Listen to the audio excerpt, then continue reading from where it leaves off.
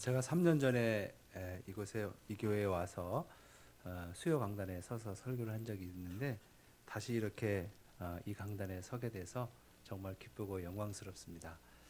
제가 한국에서 부목사를 하고 또 미국에 건너가서 이제 목회를 쭉 하면서 교회에서 성경 공부를 할 때마다 사람들이, 특별히 젊은 사람들이 질문하는 게 선악과에 대한 질문이 많습니다. 그 질문의 뉘앙스 속에는 하나님에 대한 원망도 약간 있어요. 그게 무슨 말이냐면, 왜 하나님께서 에덴 동산을 창조하시고 에덴 동산에 그냥 아담과 하와만 살게 하시면 좋은데 왜 꼭 선악과를 만드셔서 그 선악과를 범하게 하셨느냐, 그렇게 질문하는 분들이 많이 있어요. 하나님께서 선악과를 안 만드셨으면 아담과 하와가 선악과도 안 따먹었을 것이고, 그러면 이 원죄도 계속해서 사람들에게 유전으로 이어오지 않았을 텐데 왜 하나님이 그렇게 하셨느냐, 이렇게 사람들이 질문을 합니다. 여러분, 이 예수 그리스도의 복음이 이 팔레스타인 지역을 넘어서 그리스 반도에 전해졌을 때 당시의 그리스의 철학자들, 특별히 이 소피스들은 이런 질문을 했어요. 조롱했어요. 이렇게 뭐라고 조롱했냐면, 하나님께서 아담과 하와가 선악과를 범할 줄 모르고 선악과를 만드셨다면 하나님은 전능하신 분이 아니다. 또 하나님께서 아담과 하와가 선악과를 범할 줄 알고 선악과를 만드셨다면, 이 얘기가 틀렸네요 제가. 하나님께서 아담과 하와가 선악과를 범할 줄 모르고 선악과를 만드셨다면 하나님은 전능하신 분이 아니다. 또 하나님께서 아담과 하와가 선악과를 범할 줄 알고 선악과를 만드셨다면 하나님은 선한 분이 아니다. 그렇게 조롱을 해요. 그런데 사실 우리가 그런 조롱을 들으면은 그 말이 좀 맞는 것 같아요? 틀리는 것 같아요?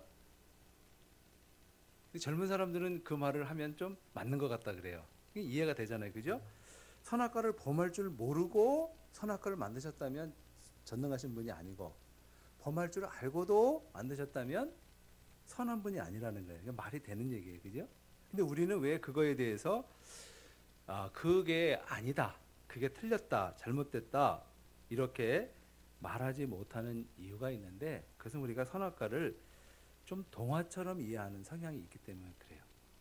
우리 교회에서 선악과를 동화처럼, 옛날 이야기처럼 그렇게 많이 이제 가르쳐지고 설교가 되는 경향이 있습니다. 이렇게 이제 우리가 동화처럼, 왜 그때 사람들이 그걸 따먹었을까? 안 따먹었으면 참 좋았을 텐데, 이런 식으로 그 선악과 문제를 이해하게 되면은 오늘 그 아담과 하와가 그 옛날에 범했던 선악과로 인해서 오늘 내가 이 원죄를 갖고 태어난다라는 것에 대해서 좀 동의하기가 어렵고 설득력이 좀 없고요, 정당성도 좀 없어요. 그럼 선악과는 어떤 것인가? 선악과는 일종의 전능하신 하나님과 피조물인 인간, 창조주 하나님과 피조물인 인간을 구분하는 어떤 영역 같은 거예요. 그런데 요거를 우리가 좀 이해하기 위해서 좀 예를 든다면요, 사람이 맺는 모든 관계에는 선악과가 있습니다. 남편과 아내의 선악과가 있지요. 남편과 아내가 좋은 부부관계, 건강한 부부관계, 건강한 가정을 이루어 가기 위해서는 남편과 아내의 선악과가 있습니다. 남편과 아내의 이 선악과가 지켜질 때만 건강한 부부가 될 수 있습니다. 여러분, 우리가 아내의 입장에서 남편이 돈도 잘 못 벌고 또 가정에 대한 책임감도 좀 적고 그런 거 용서할 수 있죠. 근데 절대로 용서할 수 없는 게 있어요. 또 남편의 입장에서도 아내가 살림을 잘 못하고 그래도 얼마든지 용서할 수 있지만 남편이 아내를 절대로 용서할 수 없는 게 있어요.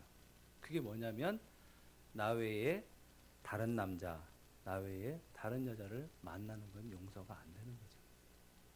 그렇기 때문에 바로 이 부부관계 안에서 이 성이라고 하는 것은 선악과예요. 이것은 부부관계 안에서 반드시 지켜져야 할 영역인 것입니다. 그래서 남자와 여자가 만나서 단순한 남자와 여자가 아니라 부부로 살아가겠다라고 결혼식을 하는 사람들은 이것을 지키겠다는 거예요. 그렇게 서약을 하는 것입니다. 여러분, 우리가 건물주와 세입자 사이에서도 선악과가 있지요. 그게 뭘까요? 월세 내는 거예요. 월세 내는 거. 그러니까 이제 건물주하고 세입자하고 관계를 맺잖아요. 그럼 내가 한 달에 뭐 100만 원씩 뭐 월세를 내겠습니다. 이렇게 사인을 하잖아요. 그러면은 이 세입자는 건물주한테 매달마다 100만 원씩을 내야 돼요. 너무 아까워. 이 피 같은 돈을 내가 왜 저 사람한테 100만 원씩 내야 돼? 안 내. 그러면 어떻게 돼요? 관계가 깨어지는 거야. 이게 이제 선악과가 이런 경우죠. 여러분, 또 친구하고 친구 사이에도 선악과가 있지요. 친구하고 친구 사이의 선악과는 신뢰라고 하는 선악과가 있어야 돼요. 친구인데 맨날 나를 이용해 먹으려고 그러고 나에게 손해를 끼치고 그러면 계속 친구하기가 어려운 거죠. 하나님께서는 창조주시고 절대자시고 완전하신 분이에요. 그런데 하나님은 그 완전하신 하나님인데 사람은 그렇지 않아요. 하나님은 창조주시고 절대자시고 완전한 자유자이시기 때문에 시간과 공간의 제한을 받지 않으시고, 그 시간의 제한을 받지 않으시니까 어제나 오늘이나 영원토록 동일하셔요.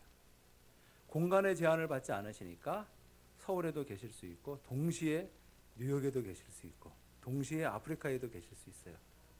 그런데 사람은 그렇지가 않아요. 하나님께서 사람을 만드시고 너는 이 땅에서 자유로워라 이렇게 말씀하셨어요. 그래서 우리는 이 땅에서 자유로워요. 근데 사람을 물속에 집어넣으면 우리는 부자연스러워요. 그래서 시간이 지나면 죽어버려요. 하나님은 물고기를 창조하시고 너는 물속에서 자유하라 그랬어요. 그 물고기를 잡아서 들어 올리면 물고기는 굉장히 고통스러워하면서 여기서는 금방 죽어버린다는 거예요. 우리가 이 땅에서 참 자유로운데 저 공중에서는 안 자유롭거든요. 저희 교회에서 선교하는 볼리비아 라파스에 제가 2번 갔는데요. 볼리비아 라파스 공항이요 4,150m에 있습니다. 세상에서 가장 높은 공항이에요. 4,150m 그러면은 그림이 잘 안 그려지시죠. 백두산하고 한라산을 포갠 게 그 정도 됩니다. 근데 제가 그 볼리비아에 가서 자카르타야 봉이라고 하는 5,500m짜리 봉우리가 있거든요. 거기를 우리 선교사님하고 한번 올라가 봤는데 5,400m, 100m만 더 올라가면 정상인데요. 거기를 이렇게 올라가는데 느낌이 어떠냐면 제가 어릴 때 연탄가스 맡은 그런 기분이에요. 그리고 뒤에서 나를 막 잡당기는 것 같아요. 그래서 나를 끌어당기니까 내가 거기에 안 끌려가려고 허리를 숙이고 막 올라가는데 이 순간에 내가 이런 데 목숨 걸면 안 되지 이런 생각이 들어요. 그래서 이제 도로 내려갔거든요. 근데 우리는 이렇게 시간과 공간에 자유롭지 못한 존재입니다. 여러분, 우리가 시간에 자유롭지 못하다는 것은 무슨 뜻이냐면 우리가 늙는다는 거예요. 제가 2년 내지 3년에 한 번꼴로 서울에 오는데요. 친구들을 만나면 하나도 안 변했다 그래요. 근데 하나도 안 변했다는 말은 이해를 했는데 어떤 친구는 1도 안 변했대. 근데 1도 그게 무슨 소리인가 잘 몰랐거든요. 근데 우리는 이제 이민자들은 그런 말을 하면 잘 몰라요. 1도 안 변했대요. 근데 저는 그 말을 안 믿어요. 왜냐하면 제가 다른 친구한테 만나도 사실은 좀 늙었는데 하나도 안 변했다고 그렇게 인사를 하거든요. 우리는 시간에 자유롭지 못해요. 혹시 여러분이 10년 전 사진과 최근에 찍은 사진을 비교해 보셨나요? 많이 다를 겁니다. 저희 교회 그 여자 권사님들은요 사진 찍기를 되게 싫어하세요. 제가 사진을 찍어드리면 사진 찍지 말라고 막 손사래를 쳐요. 그럼 제가 뭐라 그러냐면 권사님은 오늘 이 세상에서 가장 젊고 가장 예쁘세요. 내일은 오늘보다 조금 더 늙을 거예요. 그러니까 아무리 화장을 하고 아무리 염색을 해도 내일은 좀 더 늙거든요. 그러니까 오늘이 내 생애에서 가장 젊은 날이에요. 그러니까 우리는 이렇게 시간으로부터 자유로울 수가 없는 존재입니다. 하나님은 절대자, 창조주. 우리는 피조물이에요. 근데 하나님은 창조주신 하나님이 피조물과 어떠한 넘어설 수 없는 하나의 영역, 그 선악과를 두기를 원하시는 거예요. 조금 더 이해를 위해서 하나 설명을 드리면요, 보디발의 아내가 요셉을 유혹하잖아요. 근데 그때 요셉의 위치는 뭐였냐면 가정 총무예요. 보디발은 시위대장, 대통령 경호실장 같은 높은 사람이거든요. 그 사람은 국가의 일에 전념을 하고 그러니까 요셉이라고는 똑똑한 사람을 세워서 자기 집안일을 다 맡겼어요. 살림살이를. 돈을 다 맡기고, 그래서 요셉의 스스로 판단해서 양식을 사오고 뭐 또 노예를 팔기도 하고 사기도 하고 집안살림을 다 맡겼거든요. 근데 보디발이 요셉에게 맡기지 않은 것 단 하나가 있습니다. 그게 보디발의 아내예요. 그러니까 보디발이 내 아내는 안 돼. 다 네 맘대로 할 수 있어. 이 집에서 다 네가 주인처럼 할 수 있어. 근데 내 아내는 안 돼. 만약에 보디발이 요셉에게 내 아내까지 맡아 이러면은 요셉이 아니라 보디발이 되는 거야. 그러니까 마찬가지로 우리가 하나님께서 이 에덴 동산에서 다 네가 할 수 있어. 그러나 선악과는 안 돼. 그게 너하고 나의 사이야. 이게 선악과예요. 그런데 이 보디발의 아내가 요셉에게 뭐라 그래요? 사랑하자 그래. 그러니까 선악과를 범하라는 거야. 그때 요셉이 어떻게 했나요? 기도하고 결정합시다. 이게 아니란 말이야. 그거는 기도하고 결정하는 건 좋은데 아무거나 기도하고 결정하는 게 아니에요. 그거는 기도하고 결정할 문제가 아닌 거죠. 그러니까 요셉이 그거를 거절하는 것입니다. 여러분, 우리가 하나님께서 우리에게 이렇게 선악과를 두셔서 나는 창조주, 너는 피조물. 네가 다 할 수 있지만 요거는 안 돼. 네가 이것까지 하면 나의 이 영역을 침범하는 거야. 이 선악과는 우리가 하나님과의 관계 안에서 지켜져야 되는 것입니다. 하나님께서 사람을 조금 이렇게 프로그램대로 움직여지는 존재, 우리에게 자유의지가 없이 하나님께서 우리에게 입력한 프로그램대로 사람이 그대로 진행이 되는 존재로 만드셨다면 사람은 선악과를 절대로 범하지 않았을 거예요. 그런데 하나님은 사람을 그런 존재로 지은 게 아니라 굉장히 뛰어난 존재로 지으셨어요. 그리고 굉장히 명석한 머리도 주신 거예요. 하나님께서 주신 이 뛰어난 두뇌와 그리고 자유의지를 악한 데 쓰는 게 아니라 선한 데 잘 써서 선악과를 지키며 하나님과 좋은 관계 안에서 살아가기를 원하시는 거예요. 제가 대학교 다닐 때 교회에서 중등부 반사로 이렇게 섬겼거든요. 근데 우리 교회에서 저 파주에 있는 햇빛동산이라는 정박아들을 이렇게 섬기는 그러한 시설을 운영하시는 집사님이 계셨어요. 그래서 아이들을 데리고 이제 그곳에 1년에 몇 번씩 갔는데 그 집사님께서 그런 말씀 하시더라고요. 그 청년, 그러니까 26살 청년인데 그래서 몸이 아주 건장해요. 근데 정신연령은 만 2세에서 3세 정도 되는, 정신적으로는 아주 아이예요. 근데 그 원장님이, 그러니까 사람들은 그 사람을 아빠라고 부르는데 이 아빠가 그 청년한테 김장떡 묻으려고 하니까 땅을 좀 파라고 시켰어요. 근데 힘이 좋으니까 잘 파는 거야. 근데 이 아빠가 그 청년에게 그 일을 시키고 다른 일을 하면서 잊어버린 거야. 그러면서 저녁을 먹으려고 모였는데 그 청년이 없는 거야. 아차 싶어가지고 후라시 들고 가보니까 꼼꼼한데 그때까지 땅 파고 있었던 거야. 왜냐하면 그만 파라는 얘기를 안 했기 때문에. 그래서 그 청년이 몸살이 나갖고 밤새도록 앓았다는 거야. 너무너무 미안해 하더라고요. 여러분, 그러면 그 청년은 아버지의 뜻에 순종하지요.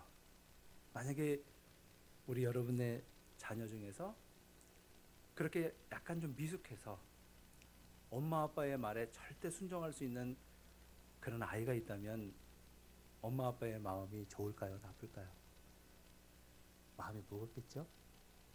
근데 하나님은 우리를 아주 뛰어난 존재로 만드셨어요. 우리 자녀가 아주 뛰어나고 명석하고 그 자유의지를 가지고 자유의지를 잘 써서 부모에게도 효도하고 세상에도 봉사하는 그런 아이가 되면 정말 좋은 것이죠. 하나님께서는 이렇게 사람을 신묘막측하다는 게 무슨 뜻이에요? 저는 신묘막측하다는 것 막 그런 어려운 말이 나오면 막 찾아보거든요. 근데 영어로 보면 너무 간단해요. 신묘막측하다는 게 영어로는 원더풀이에요. 원더풀이 쉬워요? 신묘막측이 쉬워요? 신묘막측보다는 원더풀이 쉬운 것 같아요. 하나님께서 사람을 원더풀한 존재로 만드셔요.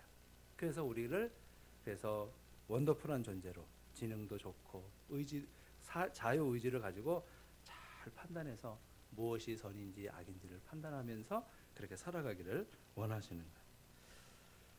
그런데 우리가 이 선악과 문제를 이렇게 다루면서 또 하나 사람들이 질문하는 내용이 있는데, 하나님께서 아담과 하와에게 뭐라고 하셨냐면 내가 선악과를 범하는 날에는 정령 죽으리라. 그건 뭐냐, 반드시 죽는다는 거거든요. 근데 아담이 바로 죽었어요? 좀 오래 살았어요? 950살까지 살았어요. 아담이요. 그러면은 그 정령 죽으리라는 말은 틀린 말입니까? 950살까지 살았는데 맞아요? 어찌됐든 맞아요. 그죠? 근데 그 반드시 정령 죽으리라 라고 하는 이 말은 육체의 죽음이 아니라 영혼의 죽음을 말하는 거야. 영적인 사망의 상태에 있는 사람들은 뭐냐면 특징이 하나님에 대해서 관심이 하나도 없습니다. 요즘 유행하는 말로 1도 없어요. 하나도 없어요. 하나님에 대해서 알고 싶은 마음 없고요. 배우고 싶은 마음도 없어요. 예수님에 대해서 이야기하면요, 옆집 아저씨 얘기하는 것 같아요. 흥미를 못 느끼고 아무 느낌이 없어요. 이게 뭐냐면 영적인 사망의 상태에 있는 것입니다. 여러분, 선악과라고 하는 것이 태초에 에덴 동산에만 있는 것인가? 그렇다면 이 성경은 옛날 이야기가 되는 거죠. 이 성경이 오늘 이 시대를 살아가는 나에게 하나님의 계시의 말씀으로 주어지기 위해서는 선악과는 오늘 나의 삶의 자리에도 있는 거예요. 그러면 오늘 나의 삶의 자리에 있는 선악과는 무엇일까? 여러 가지 우리가 생각해 볼 수 있지만, 우리가 크리스찬으로서 보편적으로 생각할 수 있는 것은 한 두 가지 정도로 생각할 수 있을 것 같아요. 주의를 지키는 것, 이거 우리의 선악과예요. 우리가 주의를 잘 지키는 것, 이게 하나님과 나와 좋은 관계를 맺는 가장 중요한 요소가 됩니다. 주일 아침에 다 교회를 나오는데 하늘을 보면서 참 교회 가기 아까운 날이다. 이런 날도 교회를 가야 되냐? 이런 골프장에 나가서 한 번 치면 참 좋겠는데 이런 생각이 들잖아요. 보암직도 하고 먹음직도 하잖아요. 그런데 이 사실은 주일날 교회에 와서 하나님의 말씀을 듣는다는 것, 그것은 우리 영혼을 위해서 너무너무 중요한 일입니다. 세상 어디에서도 들려주지 않는 하나님의 말씀, 내 영혼의 만나, 영혼의 양식을 섭취해서 내가 바르게 살아가고 있는가 점검하는 것 너무너무 중요해요. 속도가 중요한 것이 아니라 방향이 중요해요. 잘못된 방향으로 마구마구 달려가면 돌아올 수가 없어요. 바른 방향으로 늦더라도 가는 것이 훨씬 더 나은 거죠. 또한 11조 같은 경우도 우리의 선악과일 수 있습니다. 11조를 앞에 놓고 얼마나 고민이 많이 되세요? 제가 대학원 다닐 때 제가 이제 신대원 3학년 졸업할 때쯤에 결혼을 했는데요. 제 아내가 이제 갑자기 임신이 돼가지고, 제 아내가 학원 강사였는데 그만뒀어요. 자꾸 배가 나오니까 사춘기 아이들이 자꾸 이상한 눈으로 쳐다보고 그런다고 못하겠다 그래가지고 그만뒀어요. 그래서 제가 생활비를 벌려고 학교 조교하면서 학원에서 저도 이제 했는데 돈이 꽤 벌리더라고요. 그래서 그 11조를 떼는데 순간 고민이 되더라고요. 액수가 작을 때는 잘 뗐는데 액수가 높으니까 좀 고민이 되더라고요. 저희 교회에 이런 분이 있습니다. 교회 집사님이었는데 약사예요, 직업이. 근데 이분은 결혼하고 나서 애가 안 생겼는데 늦게 딸 아이를 두었는데 너무 이쁜 거예요, 딸아이가. 그리고 아이에 대한 욕심이 막 생겼어요. 그래서 내가 일을 더 많이 하더라도 저 아이를 최고로 한번 키워보고 싶다, 그런 생각을 하고, 그 뉴욕 맨하탄 42가에 있는 유엔 본부가 있거든요. 42가에 유엔 본부, 거기 자녀들이 보내는 학교에 아이를 보냈어요. 근데 그 학교는 전 세계의 이제 각 나라에서 보낸 그 유엔 그 직원들, 외교관들 자녀들이 다니는 학교예요. 근데 학생 수가 좀 자리가 남으면 일반 사람들에게도 좀 오픈을 했는데 거기에 이 딸아이를 집어넣은 거예요. 근데 학비를 보니까 본인이 조금 노력하면 가능하겠다 이런 생각이 들었어요. 근데 다녀보니까 학비만 갖고 안 되는 거예요. 왜냐하면 여름방학이 끝나면 선생님들이 아이들한테 물어봐요. 너 여름방학에 뭐 했니? 이렇게 물어봐. 그러면 다른 아이들은 저는 불란서에 갔다 왔어요. 이태리에 갔다 왔어요. 어디 막 이러는데 얘는 그 정도는 아니거든요. 그러니까 이 아빠가 우리 애도 기죽이면 안 돼. 그래서 여름에 그런 데 보내려고 하니까 돈이 더 드는 거예요. 또 뿐만 아니라 그런 아이들은 생일 파티를 하면 식당에서 하는 게 아니라 배를 빌려서 배에서 하는 거예요. 그러면은 자기 아이가 그런데 초대를 받으려면 자기도 그렇게 한번 해야 되는 거예요. 배를 빌려서 아주 거대하게 선상 파티를 해서 애들을 초대하고, 그래야 자기 아이도 그런데 초대를 받으니까 그렇게 하려고 드니까 돈이 너무너무 들어가는 거예요. 그분이 월그린이라는 그 프랜차이즈 약국에서 일을 했는데 그 일 끝나고 또 다른 약국에 가서 또 일을 해요. 그러니까 교회 나올 시간이 있을까요? 절대 없죠. 교회 나올 시간이 없는 거예요. 그러니까 돈이 계속 들어가니까 일을 또 하고 또 하고 또 하고 했는데 사람의 몸이라는 것은 그렇게 일을 견딜 수가 없는 거죠. 그래서 젊은 나이에 뇌졸중이 왔어요. 그러니까 일을 못 하게 되는 거예요. 그러니까 이 아이는 우리 한국으로 말하면 중학교 3학년, 미국으로 말하면 고등학교 1학년, 9학년 때 일반 공립학교로 옮겼어요. 그러니까 이 아이는 아빠를 보면 너무너무 미안한 마음이 드는 거예요. 우리 아빠가 나처럼 이렇게 나 때문에 이렇게 됐다. 그러니까 딸아이에게 너무너무 무거운 짐을 지어준 거죠. 이 아빠의 욕심이. 여러분, 우리 하나님께서 에덴 동산에서 이 아담과 하와를 두시면서 모든 실과는 다 먹을 수 있지만 이거는 안 된다는 거예요. 보디발이 요셉에게 일을 다 맡기면서 내 살림살이를 네가 다 알아서 해도 좋다. 그런데 내 아내는 안 된다. 이거예요. 그런데 마귀는 하나님께서 금하신 그거를 범하라는 거야. 그러면 하나님처럼 된다는 거죠. 근데 그것은 거짓말이에요. 마귀는 항상 우리에게 죄로 유혹할 때 그 죄를 범하면 신세계가 열릴 것 같은 그런 환상을 심어줘요. 제가 옛날에 여기 한국에서 했던 드라마 모르겠는데, 이름은 모르겠는데 유동근하고 황신혜가 나오는 그 불륜을 다룬 드라마가 있었던 것 같아요. 근데 그런 드라마를 이렇게 공중파로 보내버리면은 안 좋은 거죠. 그래서 약간 그 불륜이나 이런 걸 미워하는 거예요. 근데 여러분, 우리가 내 아내나 내 남편 외에 다른 남자, 다른 여자를 만나면 환상적인 로맨스가 있을 것 같은 환상을 심어주는 거예요, 마귀가. 그게 가정을 파괴한다는 것은 안 보여주는 거예요. 여러분, 우리가 하나님 안에서 내가 선악과를 범하면 하나님처럼 된다는 거예요, 마귀가. 내가 영적인 사망의 상태에서 하나님과 전혀 관계없이 살 것이다, 이런 얘기는 마귀는 안 해요. 그런 얘기를 하면 마귀가 아니지, 장사가 안 되거든요. 그러니까 그런 건 안 보여주는 거예요. 여러분, 우리 하나님께서 사람을 만드실 때 그렇게 계속 일을 할 수 있는 존재로 만드신 거 아닙니다. 6일 동안은 열심히 내 삶의 자리에서 일하고, 일주일에 하루, 그리고 정해진 시간, 정해진 그 장소에 너는 예배자로 서라는 거야. 우리가 일주일의 그 시간 속에서 그 하루, 그리고 그 시간에도 가장 귀해진, 가장 귀한 정해진 그 시간 그 장소에 예배자로 서서 세상 어디에서도 들을 수 없고 세상 어디에서도 알려주지 않는 하나님 나라의 양식을 내가 받아 먹을 때 우리는 정말 온전한 사람이 될 수가 있는 것입니다. 최근에 제가 하나 뉴스를 들었는데요.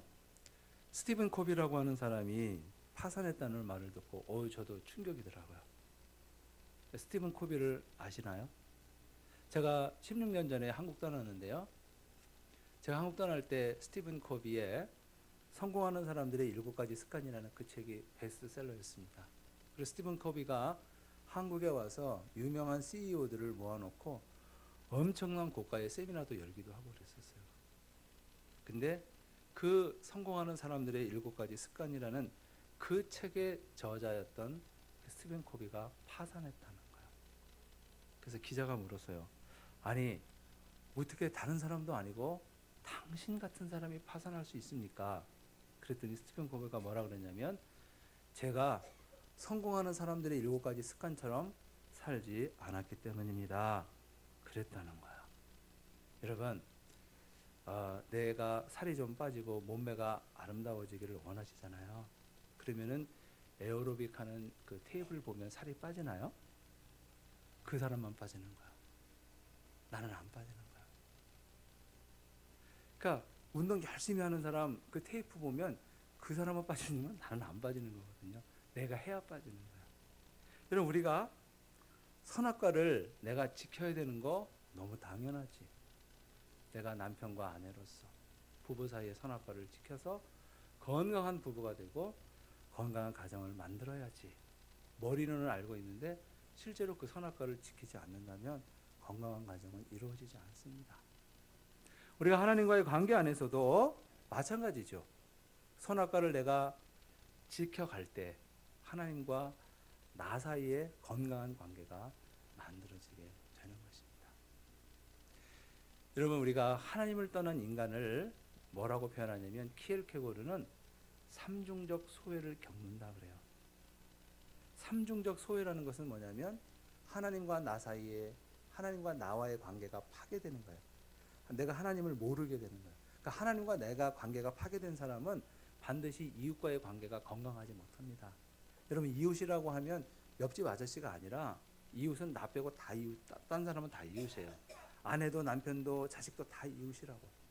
그리고 또 하나의 특징은 뭐냐면 자기가 자기 자신과 건강한 관계를 못 맺어요. 그러니까 자기가 너무너무 싫은 거야. 자기가 너무너무 부끄러운 거야.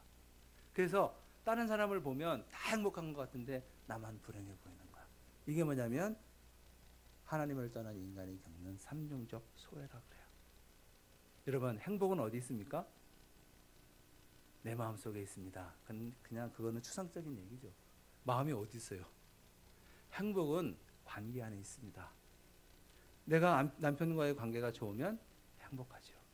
아내, 자식과의 관계가 좋으면 행복하죠. 내가 하나님과의 관계가 좋으면 영혼이 건강하고 영혼이 행복한 거예요. 여러분, 우리가 선악과, 내 삶 속에 있는 선악과가 잘 지켜지고 있는가, 그렇지 않은가, 그거를 판단할 수 있는 기준이 있나요? 있습니다. 판단하는 기준이 있어요. 내가 하나님과의 관계 안에서 참 감사하다, 이런 생각이 든다. 그러면 내 선악과는 잘 지켜지고 있는 거야. 내가 남편을 생각할 때 손해봤네, 미쳤네. 아내를 생각할 때 내가 눈이 뼈지. 이렇게 되면은 이 관계는 건강한 관계가 아닙니다. 이 선악과가 지켜지지 않는 거야. 근데 아내가 남편을 서로 볼 때 참 미안하다, 참 나는 결혼 잘했다, 참 고마운 사람이다, 그런 생각이 들면 그 선악과는 지켜지고 그 관계는 건강한 것입니다. 우리가 하나님 앞에서 생각할 때 참 감사함이 있는가? 뭘 감사해야 돼? 어제하고 오늘하고 뭐가 틀려서? 아무리 생각해도 감사할 것이 없다. 그러면 그 관계는 건강하지 않은 관계예요. 여러분, 제가 하나 질문 드리고 싶어요. 당신의 선악과 안녕하신가요?